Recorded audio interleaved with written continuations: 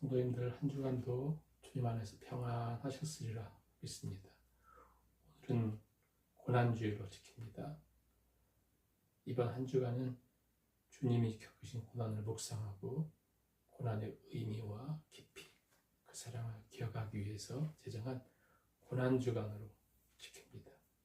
한 주간도 십자가를 깊이 묵상하며 주님 안에서 참된 평강으로 승리하실 수 있기를 간절히 바랍니다. 복음서는 예수님을 기록하고 예수님의 생애와 사역, 십자가와 부활을 기록한 말씀입니다. 그런데 어느 주석가는 이런 말까지 했습니다. 복음서란 무엇인가? 복음서란 예수님의 생애 중 마지막 한 주간에 관한 사건과 말씀을 기록한 연대기다. 나머지 모든 부분은 서론에 지나지 않는다. 그만큼 예수님의 고난, 십자가는 중심에 있습니다. 복음의 중심이고 은혜의 중심이고 셈이 됩니다. 누구든지 교회를 다니면서 예수님 믿는다고 하면서 십자가의 은혜를 깨닫지 못하고 신앙생활하면 겉할 길을 하는 것과 똑같은 것이죠. 누수 현상이 심하다고 할 수 있습니다. 400년의 침묵을 깨고 등장한 세례 요한은 요한복음 1장에 이렇게 외쳤습니다. 보라, 세상 죄를 지고 가는 하나님의 어린 양이로다. 세상 죄 지고 가는 하나님의 어린 양이죠. 예수님의 십자가상에서 사복음서를 다 이렇게 살펴보면 7마디 말씀하시죠. 그 중에 오늘 읽은 마태복음을 살펴보면 마태복음에서는 2마디를 강조합니다. 그런데 그 첫 번째는 엘리 엘리 라마 사박다니, 두 번째는 다시 한번 크게 소리 지르시고 숨을 거두셨다. 내용을 기록하지 않습니다. 많은 학자들은 아마 첫 번째 내용을 강조하는 것이다. 한마디로 마태의 시각에서는 마태복음에서 예수님의 십자가상에서 한마디는 중요하다. 그것은 바로 엘리 엘리 라마 사박다니, 나의 하나님 어찌하여 나를 버리십니까? 우리가 고난주일을 맞아서 버림당한 하나님의 어린 양, 하나님의 아들에 대한 말씀을 잠시 상고하겠습니다. 예수님 버림받기 위해서 오셨습니다.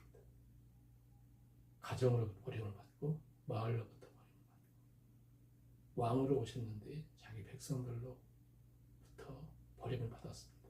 거기에 끝나지 않고 하나님으로부터 버림을 받으시죠. 하나님의 아들로 오셨는데 하나님으로부터 버림을 받습니다. 그래서 하나님으로부터 버림을 받고 절규하는 어린 양을 우리는 만나죠. 엘리 엘리 라마 사박다니, 나의 하나님 어찌하여 나를 버리십니까? 하나님으로부터 버림을 받은 그 고독과 고통을 우리는 도무지 이해할 수가 없습니다. 그 절규로 땅이 흔들리고 온 우주가 흔들렸습니다. 신비의 절정인 이 일을 이해할 수 있는 지성은 없습니다. 그 깊이, 그 높이, 그 놀라운 신비를 다 이해할 수는 없습니다. 세상의 모든 관계는 일륜이죠. 그러나 부모와 자식 관계는 천륜이라 하지 않습니다. 그것도 시시한 아버지가 아니라 하나님으로부터 버림받은 아들. 이 사건은 하나님이 천륜을 버리신 사건입니다. 버림받는 하나님의 아들. 48절을 보시면 46절에 제90쯤에 46절에 제90쯤에 예수께서 크게 소리질러 이르시되 엘리 엘리 라마 사박다니 하시니 이는 곧 나의 하나님 어찌하여 나를 버리셨나이까. 어찌하여 나를 버리셨나이까. 하나님부터 버림받는 하나님의 아들, 창세부터 아니 영원 전부터 지금까지 없었던 일이고 이후로도 다시는 없을 일입니다. 하나님이 하나님이 자신의 가장 사랑하는 독생자 예수 그리스도를 놓았습니다.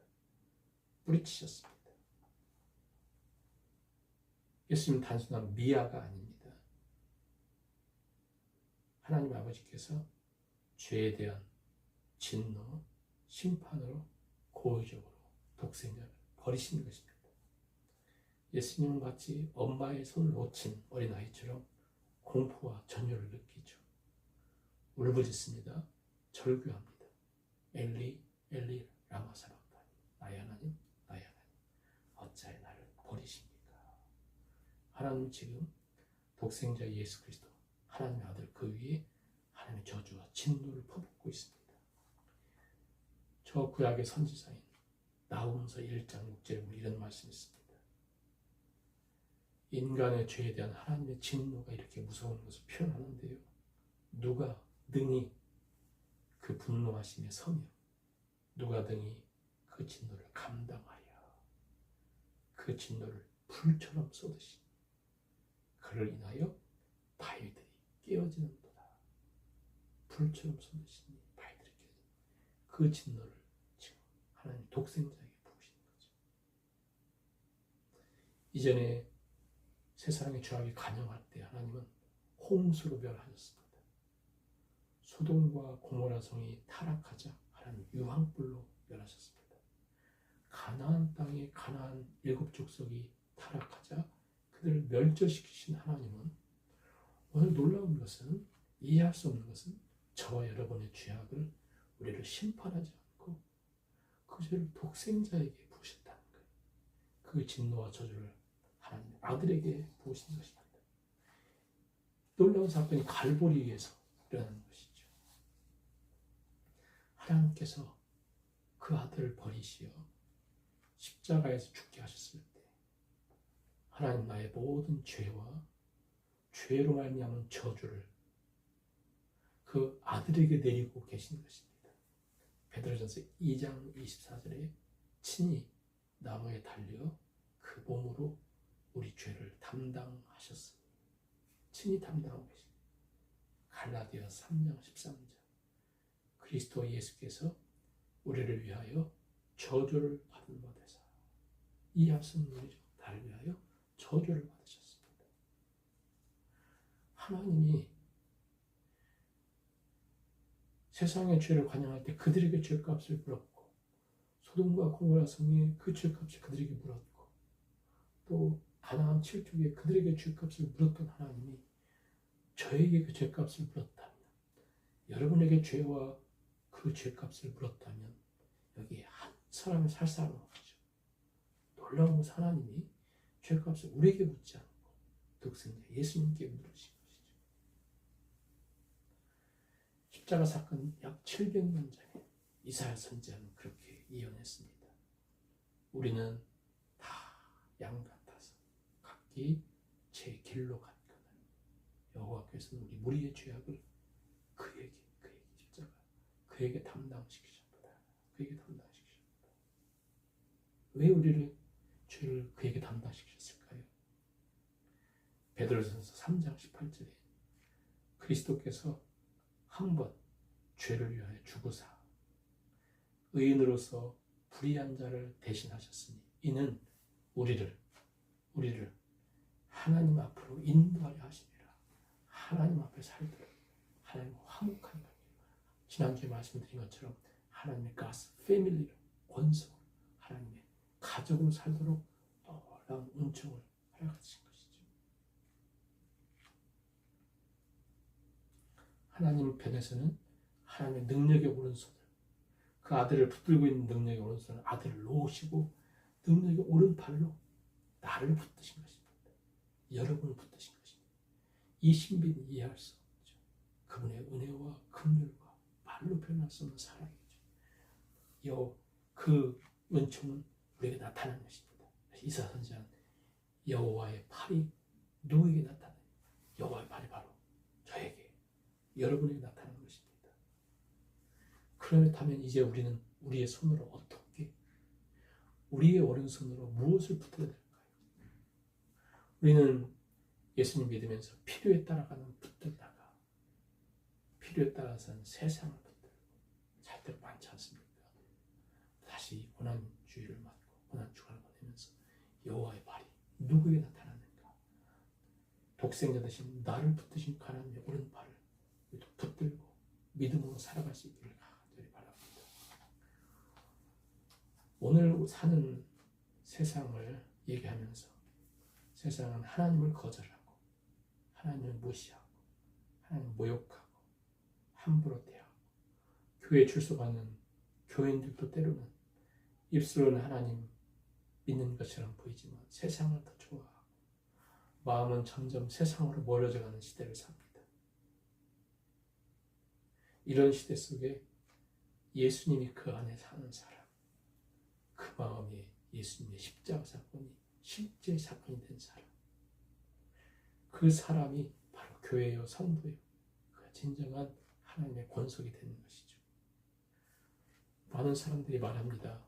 오늘 이렇게 과학이 발달된 이 시대에 무슨 복음이 뭔 필요가 있는가? 십자가가 무슨 필요가 있는가 말합니다. 이 말이 맞나요? 아니에요. 십자가의 도가 현명했던 시대는 한 번도 없었습니다. 모두가 각 시대마다 자기 시대가 옳다고 생각했고 십자가의 도를 다 등지고 살았습니다. 2000년 전에도 예수님의 십자가의 도는 어리석은 것이었습니다. 아니 더 올라가서 이사야 선지자 시대에도 십자가의 도는 사람들이 우습게 여겼습니다. 그래서 이사야 선지자는 그렇게 얘기했죠. 우리가 전하는 것을 누가 믿었느냐? 우리가 전하는 것을 누가 믿었느냐? 한 만큼 항상 그 시대에 살던 사람들은 십자가보다 오히려 자기들의 생각과 세상이 주는 힘을 의지했죠. 그러나 반드시 기억하십시오. 십자가를 통한 구원 사역을 대신할 기적은 이 땅에 어디도 없습니다. 죄와 사망으로부터 자유를 주는 진정한 자유와 행복과 진정한 구원은 이 땅에도 어디도 없습니다. 오직 십자가와 보혈의 피로 주어진 것이죠. 이 사실이 너무나 분명하기에 사도 바울은 나는 십자가만 알고 나는 죽는 날까지 오직 십자가만 보고 십자가만 붙잡고 십자가만 의지하고 십자가만 자랑하며 사노라. 이 사도 바울의 고백과 자랑이 저와 여러분의 고백과 자랑이 될 수 있기 바라고요. 이 엄청난 사건을 오늘날 깨닫지 못했던 종교개혁자인 루터가 시편 22편 말씀 읽으면서 나의 하나님 나의 하나님 어찌 나를 버리십니까? 다윗의 이 예언적 고백을 보면서 이해를 못했죠. 그러다가 어느 날 사실 깨달은 거죠. 어찌해서 이 메시아 예언시, 즉 메시아가 하나님의 아들이 이렇게 울부짖는가? 나의 하나님 어찌 나를 버리십니까? 이렇게 울부짖고 있는가? 그러다가 오늘 밤에 그는 깨달은데 마치 그가 고백하기를 벼락이 잘려 치는 것 같았고 천둥 치는 것 같았다. 무엇입니까? 하나님의 아들이 버림받은 것은 그의 모습 때문이 아니라 바로 저주받고 진노받을 나 때문이다라는 사실을 깨닫고 그 순간부터 그의 운명이 달라졌고 그는 고백합니다. 내 인생에 하늘문이 열렸다. 그토록 두렵던 하나님이 자비로운 분으로 보이기 시작합니다. 무섭던 예수님이 사랑이 충만한 분으로 보이기 시작합니다. 결국 루터는 그 신학을 십자가의 신학이라 십자가 그리고 종교개혁을 일으키게 되는 것이죠. 말씀을 정리하고 맺겠습니다. 엘리 라마 사박단, 이 메시아적 예언시는 예수님 십자가 1000년 전에 다윗이 예언을 한 거죠. 1000년을 넘어 십자가상에서 성취되었습니다. 그 외침은 이제 또다시 2000년의 시공을 뛰어넘어 오늘 우리 귀천에 다시 울리고 있습니다. 이 고난주간에 이 말씀을 깊이 새기면서 이 고백이, 이 선언이 바로 나를 위한 선언이고 바로 나에게 진정한 자유와 행복을 주신 선언인 것을 기억하면서 하나님의 신비인 십자가를 깊이 묵상하다가 우리도 루터처럼 그 기쁨, 그 감격, 그 감사 감탄하면서 살아가는 삶이 될 수 있기 바라면서 우리 찬양에도 있잖아요. 슬픔 걱정 가득 차고 내 마음 괴로워도 갈보리 십자가 위에서 죄의 짐이 풀렸네. 우리 삶에 한숨이 나오고 또 근심이 가득 차고 암담하고 절망적이고 그렇다 할지라도 여기 복음이 있습니다. 여기 하나님의 음성이 들립니다. 예수 그리스도 십자가를 바라보며 살리라. 바라보며 산다고 분명히 말씀했거든요. 십자가를 깊이 묵상하면서 승리할 수 있기 바라고요. 어떤 유명한 신학자가 그런 얘기를 했습니다. 예수님의 십자가를 3분만 깊이 내 사건으로 바라보고 깨달으면 3박 4일 금식 기도한 것보다 큰 은혜와 능력이 임할 것이다. 그렇습니다. 십자가의 능력이죠. 이 능력이 능력의 주인공으로 승리하며 살아가는 저와 성도들 다 될 수 있기를 주님의 이름으로 축원합니다.